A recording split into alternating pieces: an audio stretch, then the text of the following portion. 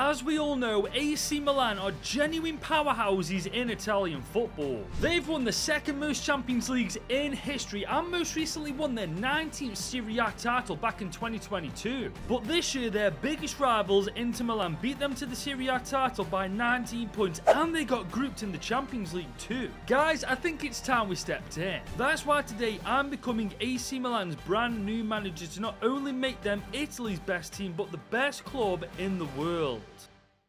And so here is the starting 11 we have loaded into with AC Milan, and it's easy to see why these guys are second place in the Serie A. With world-class talent like Fikayo Tomori, like Theo Hernandez, Rafael Leo, and also Mike Maignan. There's also the point that the average age of their highest rated players is absolutely staggering, man, mid-20s at the very best. And whilst we're talking about age, look at the amount of youth prospects they've already got: Malik Theo, Yassine Adli, Okafor, and so on and so on. And to top it off, we've got 93 million euros to spend in season 1 with AC Milan, but if you've seen the title to this video, you know it's not going to be that simple. Because in every season's first transfer window, I have to accept every single transfer offer I get, excluding loan deals. However, in the second transfer window, that's when I'm allowed to spend my money in signing whoever I want to build the team back up. So honestly guys, whilst we've got a very good team on our hands right now, it doesn't really matter what it looks like now, it matters what it looks like at the end of the first transfer window. And usually this is the part where I mess with the formation, where I mess with the tactics, but honestly, until I know what kind of players I'm working with at the start of season 1, it's absolutely pointless. But as you can see guys, I've been through the squad up, I've brought back every single player who was on loan from us, and I've also sent back every single player that was on loan to us, so that means that every single player in our squad right now is ours. And with the transfer window open for the next 61 days, there's only one question I've actually got.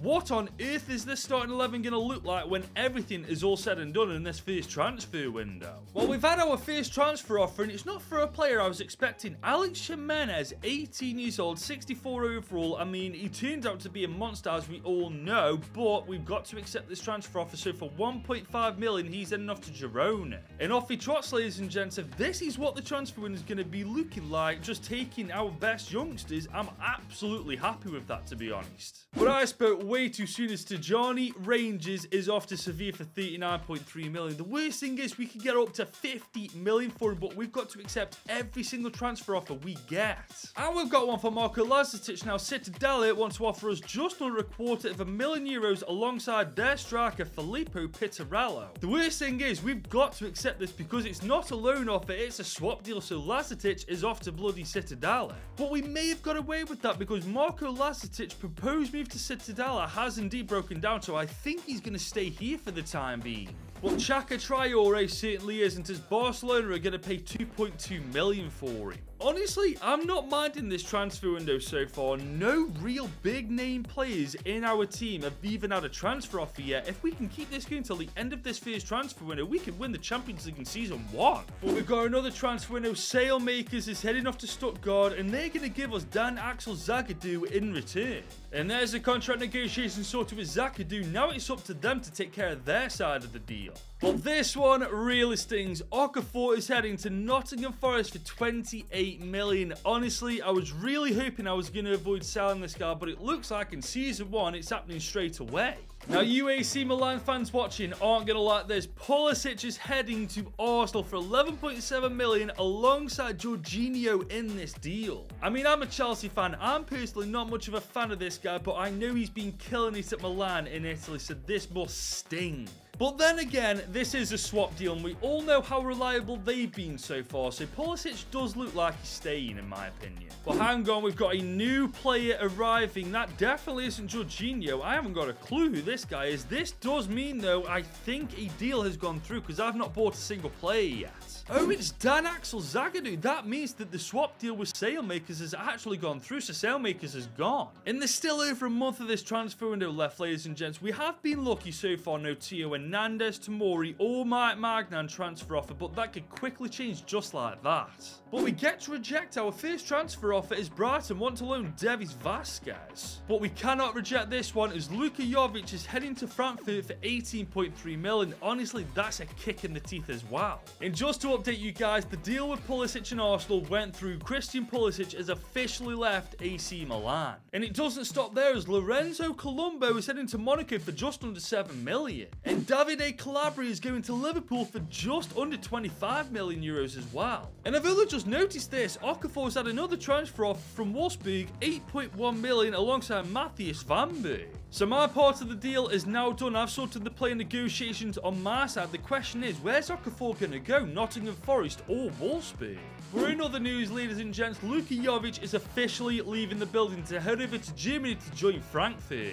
And on top of that, Noah Okafor's officially joined Nottingham Forest as well. We've literally only got 1 or 2 strikers left at this point. And we've got another player leaving. Who the bloody hell is this? Is that Davide Calabria? If that's the case, he's officially leaving to join Liverpool. Yeah, that's Davide Calabria, another 24.5 million, but honestly, our team is dwindling and dwindling fast. And it doesn't stop there as Filippo Teresiano is heading to UD Almeria for 5.3 mil. And we are chucking Malik Theo's career down the drain as he's heading to the bottle jobs for 17.5 million too. And we've got another player leaving the building. I'm really not sure who that is though, but all I know is that's another player gone. We do have a strange offer though. Marseille put a 2-year loan bid in for Zagadou. I mean, we don't have to accept these because it's not technically a transfer, but honestly, I'm going to accept this anyway because I don't think I'm going to use it. But this is a transfer offer we have to accept. Kevin Zeroli is heading to Fulham for 1.5 mil. But we've had yet another transfer offer for Jonas Mossa, 15.6 mil. He's heading to Fiorentina for. And there we go. Another player is out of the building. Off the top of my head, I cannot remember who that is for the life of me. I've accepted so many transfer offers at this point. They've all molded into one. And Jesus, I wasn't kidding. Look at how many players we've sold already. We still got about a month left as well. But ladies and gents, we've officially suffered our first real blow. Ismail Benassar is off to Arsenal for only 58.4 mil. And to put that into context, why that's such a big blow, we could get upwards to 82.4 million for him, man. He's such a good player and we're getting ripped right off. Davide Barsaghi is also off to West Ham for just under $1 million, but honestly, I'm not too fussed about that. But this one I really do care about. Mike Magnan is going to Bayern Munich for just under 100 million euros. I'm losing a bit of OP here, guys. First Benassar, now Mike Magnan. If Fikayo Tomori or Theo Hernandez or Rafael Leo also get a transfer offer, we are stumped for season 1. And there he goes, ladies and gents. I believe that's Ismail Benassar off to Arsenal for just over 50 mil. And we've still got 3 whole weeks left of this transfer window, man. A lot of damage could be done to us in that time. I'm praying to God that teams just leave us alone now. But that really is wishful thinking, as Rade Krunic is off to Lazio for 20 mil. And Lacetic is going to be leaving us this time as Hoffenheim put in a 1.7 million euro bidding for him. And there is Mike Magnan. He's actually leaving us, man. I was really hoping that him and Bayern wouldn't agree, but it looks like they've actually agreed and he's off to Bayern now. This whole thing really does suck, guys, but Marco Lacetic has had another transfer offer, this time from Fulham for 1.8 mil. But it doesn't stop there. Giroud looks like he's going to Inter Milan. Oh my god, that is officially going to start a riot. I mean, I don't think he'll go because he's 36 years old, but you never know. Oh my god, he's actually going to Inter Milan. AC Milan fans, look away now. There's still 10 days left of this transfer window as well. I do believe overall we've been quite lucky, but we've had some right big players leave us. But guys, we've got an interesting transfer offer here. Jorginho is going to Bayern Munich now for 29.2 million, but he's only just joined us from a swap deal. I didn't even think he could do this. But the rules are rules, ladies and gents. We've got to accept every transfer offer, so Jorginho is indeed going to Bayern. But Bayern better hurry up because it's deadline day and there's only 3 hours left now. Fair play to them, they actually managed to get the deal done. Jorginho's left. But thankfully, that officially wraps up the first transfer window in Season 1. And oh my god, we got torn apart. Guys, look at how many players we've sold in that time, man. I'm saying a good 10 or 15 players have left this club. I mean, obviously, budget-wise, we're going to be looking amazing in the January transfer window, but right now, my main concern is how is the starting 11 looking? Oh my God, we have been absolutely mangled. I mean, yes, we've got Rafael Leao, Theo Hernandez, Tomori, but apart from that, our team has been ransacked. I mean, overall, it's not bad. Rafael Leao is still in the team, so is Hernandez and Tomori. However, the rest of the team, we've got a lot of work to do now in January. But right now, we cannot rock with the 4-2-3-1 formation. Instead, I think the 3-5-1-1 is our best shot, really, with the players we've got left. As for the tactics, honestly, I really don't know what the best one is. I'm just going to go for the gegenpressing because that is the one that applies the most pressure, therefore hopefully gives us the best results. So until January at least, guys, this is the starting 11 we're going to have to rock with, and honestly, it isn't that bad at all. I mean, Theo Hernandez is currently playing out of position, but it does say he can play as a centre-back, so I am currently converting him to that role. This will take over 200 weeks, but with a bit of luck and a bit of good form, maybe in March you'll have been converted to one. But one thing's for certain, we ain't winning the Champions League this year. We're in the group of death, remember, with PSG, Dortmund and Newcastle United. We're going to be looking to scrape a win from this group. I, for one, think it's going to be very interesting to see how we're looking in January. How is the team going to be looking? How are we doing in the Serie A? And more importantly, how are we actually going to do in the Champions League? Now, honestly, we're doing a lot better in the league than I thought. We are top 8 halfway through the season, only 10 points behind league leaders Roma. I mean, considering we've had basically half of our best team taken away from us, I'd say this is pretty damn decent. And we came so close to getting out to the Champions League group stage. We were joint on points with Dortmund and PSG, but goal difference got the better of us, but we are still in the Europa League. As far as the stats go, Rafael Leao, Charles Di Catalera and also Samuel Chukwueze are leading the show. But now it's finally time to put our spin on this team. We are no longer obliged to accept every transfer offer. Now it's our turn to actually sign players to improve the team. And guys, we've got a staggering amount of money to spend in Season 1. 491 million euros to be exact. The problem is though, I don't see the point in going absolutely crazy with the transfers purely because we're out of the Champions League now and that's ultimately the end goal. But that means we have to get UCL football next year, meaning we have to either get a top 4 finish in the Serie A or we have to win the Europa League. So we cannot take this money lightly, guys, because this money is going to get us back into the Champions League next season if we play our cards right with it. So the first thing I did was bring in a proper striker, and Alexander Isak for 80 million euros. As you can see, he's a far better striker than Origi. He's in his mid-20s, and we finished above Newcastle in the UCL group stage. I've also just spent 63.1 million on Bayern Munich CDM Joshua Kimmich.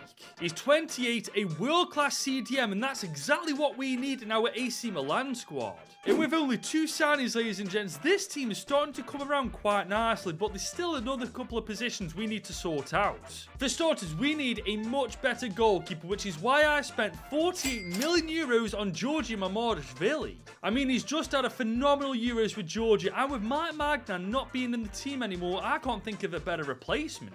We also massively need to strengthen our midfield, which is why I've just spent 78.1 million on Enzo Fernandez. He's a World Cup winner at only 22 years old. There's no saying we're going to be able to keep this guy, but for now, he's going to help us get back into the Champions League. And this team now is starting to look very goddamn good going into the second half of this year. However, we do still need a better cam than Di Catalera and a better centre-back than Kalulu. So for that attacking midfielder role, I'm going for Brahim from Chelsea, only in his mid-20s still, 83 rated, and if I'm not mistaken, he's already played for AC Milan before. And following him is Nico Schlotterbeck for that centre-back role, 84 overall at 24 years old, 6'3" as well. This guy's an absolute monster. And just like that, for the total sum amount of 440 million euros, we signed both of these players on lengthy deals. Now, you'll have noticed that Theo Hernandez was still in the starting 11. That's because his training to become a centre-back has only got 114 weeks left, and honestly, in only half a season, that's pretty damn good going. So I think with the information we've just received, by the end of this season, we'll have a centre-back Theo Hernandez. But guys, we've officially done all we can to improve the team. We've just got to hope that it's enough to get us back into that top 4. Otherwise, basically, it was for absolutely nothing. Well, here we are, guys, at the end of this season, and look at these stats, Rafael Leao with 30 goal contributions, 32 for Chukwueze, 15 and 7 for Alexander Isak, who really joined us halfway through the season as well. I've got to say as well, the team overall looks absolutely amazing improvement-wise too. And the best thing is, Theo Hernandez in April was officially converted to a centre-back, and as you can see guys, he's growing and growing at a very quick rate still. The question is though, have we done enough to get top 4 football? And the answer is a very comfortable yes. We are 10 points inside the top 4 and actually only 3 points away from being the best team in Italy. You've got to wonder, haven't you, what would have happened if we were able to keep the entire team from the start of this year? We'd have absolutely torn the Serie A apart. We did, however, only make it to the round of 16 in the Coppa Italia, losing 2-1 to Frosinone. But we did make it to the Europa League semi-finals, losing 5-3 on aggregate to Manchester United, which honestly isn't that bad. But our biggest objective from the halfway point is officially being achieved. We've got top 4 football, therefore we are once again next season in the UCL. And to be honest, it is thanks to an amazing transfer window that we had in January, but that brings me to my next biggest issue. And that is going into Season 2, how many of these starting 11 players are we going to have left by the end of Season 2's first transfer window, man? Because the first transfer window tore our first team apart, remember? I mean, you've got to remember, guys, these are all of the players that we sold in Season 1's first transfer window. I mean, maybe we'll get lucky next year and only 1 or 2 of them will leave, but one thing is for certain, guys, Season 2 is going to be very interesting. But before we get to Season 2, guys, if you're enjoying this video where I've got to accept every transfer offer I get, then please do leave this video a like and smash that subscribe button if you're new. But here we are, guys. We've arrived into year 2 with AC Milan, and we've got a lot of money to work with, guys. 185 million total. I mean, that is very good news, to be fair. That's going to come in clutch in January, but honestly, I feel like until January, this is the only bit of good news we're going to get. Because for the next 61 days, every single player in this starting 11, the bench and reserves could be up for grabs if a team decides they want to sign them. And we all saw from last year just how bad it actually got, so hopefully this year it's a little bit better, but honestly, with the team being as good as it is right now, I'm not holding my breath. And it only took 2 weeks for a killer blow to be landed. Atletico Madrid are signing Theo Hernandez for 120 million. I mean, I don't know why I'm surprised. Theo Hernandez as a centre-back is absolutely disgusting, but it is what it is, guys. We've got to go through with it. This breaks my absolute heart, man. We spent majority of last year converting him to a centre-back, only for some other team to cash in on him. But the deal is done, as you can see. He's out of the team. The big question is now, how many more big-name players are going to be taken away from us? Unfortunately, the answer to that question, guys, is at least one more. Is Fikayo Tomori is heading back to Chelsea for just under 50 mil alongside Moises Caicedo, so honestly that's not that bad at all, to be fair. I mean, yes, we're losing out on a world-class centre-back, but we're also getting a phenomenal CDM in return. And that deal did not take long to go through at all, as Tomori has officially left Milan by the looks of it, and Caicedo is officially joining us. And there he is in the AC Milan kit, ladies and gents. Now, I'd be lying to you if I said I wanted him to join us, because quite frankly, I didn't. But Caicedo joining us in return of Fikayo Tomori, in the grand scheme of things, is not that bad at all, is it? But this is bad. This is so bad, and I had a feeling this was going to happen. Alexander Isak is joining Arsenal for 153.1 million.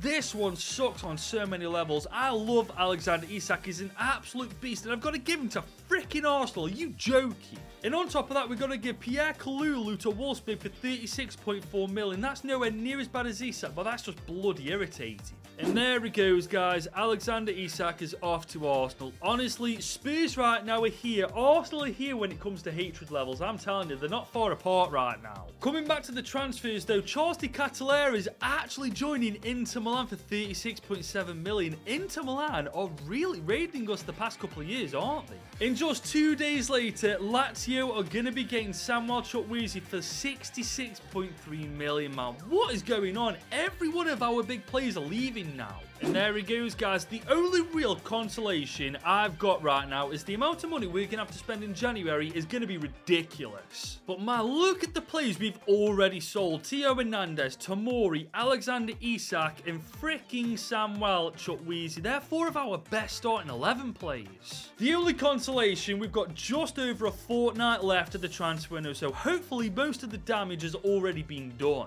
And incredibly somehow, we got left alone for the last fortnight of that transfer window, but the question is now, how bad does the starting 11 look? Now, I'll be real with you lot, I think we've been insanely lucky in that transfer window in the grand scheme of things. There's only 4 positions realistically we need to sort out in January. Apart from that, we're golden. I mean, obviously our defense is taking a hit with Zagadou and Gabby playing instead of Tomori and Theo Hernandez, but we got Mamardashvili in goal. I reckon that balances it out. We are also proper lacking a good striker, as Divock Origi is the only one we've got. However, we will be able to sort this out quite easily in January. But until January, the question is, can the boys do it in the UCL, as we're in Group G alongside Barca, Newcastle and Salzburg, and like last year, this isn't an easy group. But to their credit, they're doing well in the Serie A so far. 2 wins from 2 games, not bad at all. But it's alright having a good 2 or 3 games, ladies and gents. Can they keep this going until January? And to be honest, I'm gobsmacked, guys. We've actually been doing well up until this point. 4 points off top spot. We're 3rd in the Serie A. And we've also topped Group G. We're through to the round of 16, ladies and gents. Honestly, this changes things a bit because, quite frankly, I reckon we go for it now. I mean, we sold a lot of players in September and we made a lot of money from that transfer window. And this has given us our biggest budget yet, 641 million. And I don't see any reason with this kind of money why we can't go on to win the Champions League this season. I mean, look at the team, for goodness sake. It is absolutely phenomenal. We just need a couple of better centre-backs, a striker and right winger, and we are good to go. So starting with the striker, I thought I'd bring in one of the best in the world. So I spent 131 million on Harry Kane. Now granted, he's never won a trophy in his career, but I'm hoping that his short stint at AC Milan will be able to change that. As for the right winger, I spent 106 million on Ousmane Dembele. He's an absolutely phenomenal player, 27, 86 overall, and he's levels above Luca Romero. And just look at that front 4 now, man. That is as deadly in front of goal as you're going to get. Now we just need to bring in a couple of centre-backs who can get the job done, and I feel like I know just the 2 players to bring in. The first one being Virgil van Dijk, who I spent 66 million on. He's still one of the best centre-backs in the world, despite him being 33 years old, and he's also won the Champions League before. He knows exactly how to get the job done. And finally, I've just spent a whopping 133.2 million on Eder Militao. Just another world-class centre-back who's also won the Champions League, so again, he knows how to get the job done too. And just look at the state of this team now, man. Strengths everywhere on the pitch, and quite frankly, guys, our bench isn't looking that bad at all either. But in our first knockout round in the Champions League, we're facing Bayer Leverkusen, a team who's very difficult to beat, but I reckon we've got the quality to do it. But ladies and gents, I've done all I can to prepare these guys for the second half of their season. The question is, though, how in God's name are these guys actually going to do? Well, I think judging from these stats, we've done pretty decent. Enzo, Rafael Leao, Kane, Origi, Dembele, Brahim, all getting quite a few goals. And on top of that, everybody's happy for the most part, everybody's sharp, and nobody is injured. So I reckon we may have just won the Serie A, and maybe we're in the UCL final. Oh, we came so unbelievably close. We are 2 points away from being the best team in Italy. The worst thing is, our biggest rivals, Inter Milan, beat us to it. The absolute worst thing is, though, if we hadn't have sold all of our best players at the start of this season, you know damn well we'd have wiped the floor with the Serie A. But we do have some good news, is we've won the Coppa Italia, beating Roma 2-0 to do it. And there's more good news, is we've swamped Bayer Leverkusen in the round of 16 in the UCL. Honestly, this is looking pretty good. But then again, maybe it isn't, as Bayern Munich beat us in the quarters 4-2 on aggregate and knock us completely out. It's so ironic, isn't it? We take Bayern Munich's best striker in Harry Kane and we still can't bloody beat them. I mean, the good news is next year we've got UCL football again, but the bad news is we do not know what this team is going to look like as we exit the first transfer window of Season 3. And honestly, this team right now is much better than it was this time last season. So next year, we've really got to hope that we come off unscathed. Otherwise, we may go backwards instead of forwards. And ironically enough, in Season 3, it only took 3 days for a first transfer offer to come in for Brahim from Chelsea, 9 mil on top of Koopmeiners as well. I mean, I definitely don't want to get rid of Brahim, but Koopmeiners in return definitely isn't the worst player to receive, is it? Well, hang on, Barca have also come in for him, 71.9 million flat. I mean, I've got to accept it one way or the other, so the question is, where's he going to go, Chelsea or Barca? I think he's gone to Chelsea there, because that looks like Koopmeiners is entering our facilities, so Barcelona were just a little bit too late. Now, as you can see, we've been hit with a lot of loan offers that we don't have to accept because they're only loan deals, but we've just been hit with 2 absolute bombshells. The first one being Inter Milan want Rafael Leao for 207 million. Jesus, you AC Milan fans are not going to like that one. And on top of that, Nico Schlotterbeck is going to Man City for just under 150 million euros. I mean, we'll certainly have enough money to replace both of these guys and then some, but until then, we're going to be lacking in those positions. And there he goes, ladies and gents, Inter Milan's brand new left winger. AC Milan fans, turn away now because you're not going to like this one. So after just over 2 weeks, we saw Rafael Leao to Inter, Nico Schlotterbeck to Man City, and Brahim to Chelsea with Koopmeiners in return. That just isn't a good start, is it? I mean, we've got 48 days left of this transfer window, and already 3 of our best players are gone. Honestly, I do not like our chances in Season 3. And it just goes from bad to worse, guys. Mamardashvili is going to bloody buy Leverkusen for 71 million. So not only have we lost our best calm left winger and centre-back, we've now also lost our best goalie. Honestly, guys, it wasn't so bad losing Schlotterbeck, Leao and Brahim because we still had a good goalie, but now that Mamardashvili's left, I really do not like our chances come January. And now we've got to give Zagadou to Napoli for 24.3 million. That's our backup centre-back gone just like that. And he's off, ladies and gents. Honestly, it's a good job I'm running mods because I would be sacked so hard already by this point if I didn't. But it just gets worse, guys. Pobega is off to Cadiz CF for 25.2 million. Our starting 11 players again left alone now. It's just our depth that's taking a hit. And we have another transfer offer, this time for Matteo Gabbia, 20 mil for Fiorentina. I don't think after he's sold we're going to have any centre-backs left. All I can say is it's a damn good job now there's only 12 days left in this transfer window. Otherwise, we'd be absolutely screwed. I spoke way too soon, ladies and gents. Harry Kane is now leaving for 132 million to join Juventus. We've literally got no striker now. I mean, we've got Divock Origi, fair play, but in comparison to Harry Kane, he's absolutely woeful. But hang on just a second. As you can see, I accepted the transfer offer that Juve put in, but it's fouled through, thankfully, so that means that we don't have to sell Harry Kane. And with that, the deadline day is done. Our transfer window is over. We've legitimately got away with murder there. I mean, granted, we didn't get off unscathed. Mamardashvili's left, Rafael Leao's left, Schlotterbeck has also left too. But at the very least, we do still have Harry Kane up top, so I'm going to take that as a massive dub. And I'm being totally serious when I say this. Looking at the starting 11 now, all things considered, we are looking incredible going into Season 3. I mean, yes, we are lacking a goalkeeper, a proper good centre-back, and also a left winger, but apart from that, guys, we are good to go. And that's got me confident, guys, especially as we are in Group F alongside Leipzig, Marseille and Dynamo Kiev. And I'll be real with you lot, out of the 3 group stages we've been in already, this is by a mile the easiest. And it's been a half-decent start in the league too. 2 games played, 1 draw and 1 win.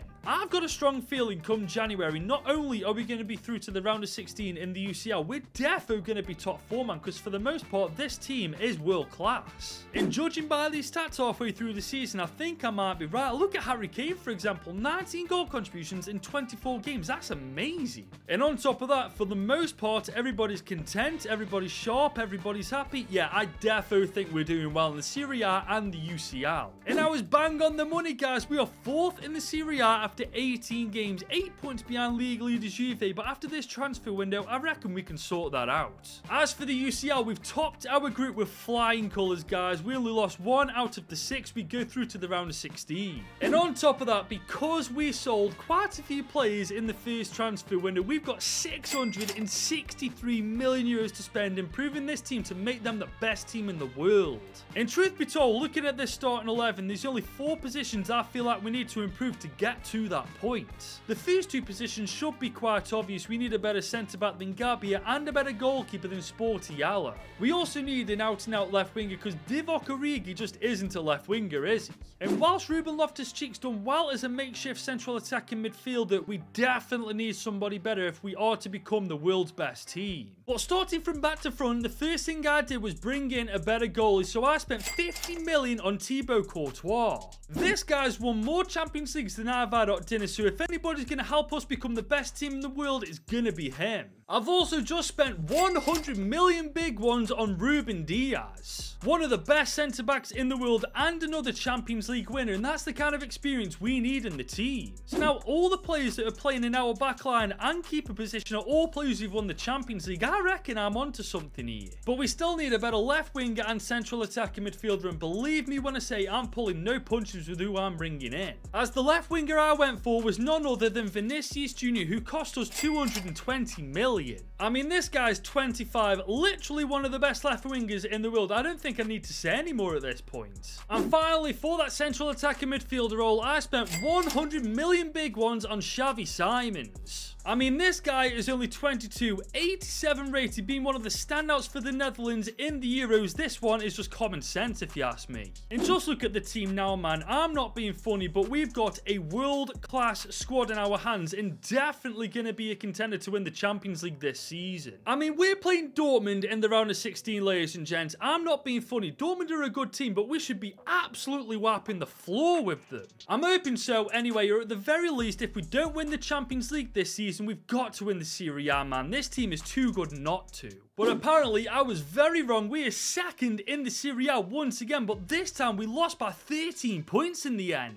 All I can say is Juve must have a disgusting team at this point to beat us by that margin. But they didn't just beat us in the Serie A, they also beat us in the Super Cup. And we lost to Inter Milan in the Coppa Italia. Honestly, I'm not liking how this is looking at all. But it's a good start in the UCL as we've just scraped past Dortmund in the round of 16, 5-4 on penalties. At least it's a penalty shootout we've actually won this time. And we're in the semis after battering Man City 3-1 in the quarters. We could be playing Leverkusen, Arsenal, or Liverpool. Oh, give me Leverkusen again. We've already beat them once, remember. We got Arsenal instead. We've beaten them 5-4 on pens once again, and it's a Liverpool AC Milan final. Oh my god, it's Istanbul all over again. But I'm not being funny, that team isn't that good in my opinion. We should absolutely dismantle Liverpool, especially when we've got a player like Harry Kane up top who's got 38 goals, 6 assists in 56 games, man. That is phenomenal for a player of his age. And thankfully, going into the final, we got our strongest starting 11 fit and ready. Honestly, we've got a great chance of beating Liverpool. Now granted, up to this point, despite in my opinion us having the best team in Italy, we have been unable to win the Serie A. But now we've got the opportunity to win a trophy even bigger than the Serie A, and that is the Champions League. All we got to do is beat Liverpool to do it. Here come Liverpool with the first attack of the game. Oh my lord! If they could actually finish their day in it, I'd be worried. Bro, that was their golden opportunity to go 1-0 up, man. That is an insane opportunity missed. Damn, Militao on the ball here. We found Ousmane Dembele. We're going to do... Oh, look at that. Can we get a goal from this? No, that's a good block. Here we come, though. Kimika's on the ball. We're going to find Vinny Jr. We're going to try and cut inside. He's done really well there, but the defender did enough. I've just realised as well, Virgil van Dijk is playing against Liverpool. That just seems so wrong on so many levels. Here we come though. Ousmane Dembele is running the right channel. We're going to try and cut inside, take two of them out at once. We've done a pretty decent job. Oh, that's beautiful. Xavi Simons in the box. He's still on the ball. Oh, Alisson, what a save. Kimmich's on the ball. We've got Enzo Fernandez here. Eder Militao. I'll tell you what, let's have a pop from distance. Oh my god! Eder Militao, take a bow, lad. I will give credit where credit's due. I did not expect that to go in. Eder Militao has got a cannon of a right foot. And just like that, out of absolutely nowhere, we go 1-0 up against Liverpool. I mean, it's definitely been coming, but I did not expect to get the first goal like that. Here we come, though, with Vinny Jr. on the ball. He's got so much pace. He's darted through the Liverpool defence, and they've once again done just enough. We're in the second half now. Liverpool are coming forward. But look at that from Joshua Kimmich, man. I can't believe nobody came in for him when we bought him. But we're coming forward now. Harry Kane is on the ball. I tell you what, he's got an absolute cannon of a right foot himself. Let's use it. Great save, freaking Alisson. Enzo Fernandez on the outside. Let's have a dink from distance with Enzo. Oh my God, we've rattled the bar. Harry Kane with the rebound. Is that offside? I don't think it is. No, that's 2-0 to AC Milan. That is so unlucky for Enzo though, man. What a goal that would have been. Look at this from Enzo, man. He takes his shot. That rifles off the ball. Harry Kane, right place, right time, as per usual. This really is the game of screamers, man. Adair Militao with a screamer in the first half. Enzo with an almost screamer in the second half. What a game. Here comes Liverpool, though. They're not lying down and taking this. What a save, Courtois. Kimmich is now on the ball, waiting for that run from Vinny Jr. Can we spot it? Yes, we can. Not in the right place for Vinny, though, but he's coming inside. He's going to try and find Xavi Simons. He's found him. Xavi Simons to make it 3. Oh, my God. Alisson is so good. Calabria on the ball, who actually got stolen off us in Season 1, if I remember correctly, but now we've got the ball with Vinny Jr. on it. He's going to try and pace Kasunu, and he's done just that. Vinny Jr. We're going to sweat this to Harry Kane. No, wait, what? Why did that not go to Harry Kane? I can't believe that. That should be 3-0 to us. The game just decided to give it to Xavi Simons as opposed to Harry Kane, who's literally right next to me. Just over 10 minutes to go, though, in this game. Liverpool, all they need is 1 goal, and they're straight back in it. Endo, great save, Courtois.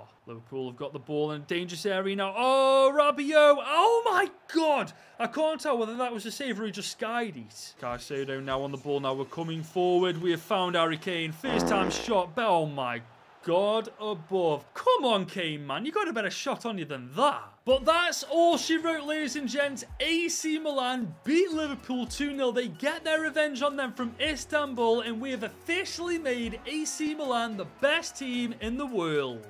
Granted, it only took 3 years, but for those 3 years, we went through absolute hell in the first transfer window, but thankfully, in the end, we were able to do it. But that is our mission done with AC Milan. If you have enjoyed this video, be sure to leave it a big old thumbs up and smash that subscribe button if you're new. And if you're still here, guys, you may as well click right here to watch me build the best under-19s Wonder Kid team.